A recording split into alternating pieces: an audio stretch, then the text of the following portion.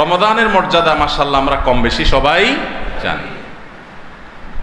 রমাদান মাসে আমাদের দেশে আলহামদুলিল্লাহ সাধারণ মানুষ যারা একেবারে দিন থেকে খুব বেশি যে দিনের খুব কাছে থাকেন তা না, দিন থেকে দূরে অনেক, তারাও রমজান মাস আসলে আলহামদুলিল্লাহ কিছু না কিছু ইবাদতের চেষ্টা করেন।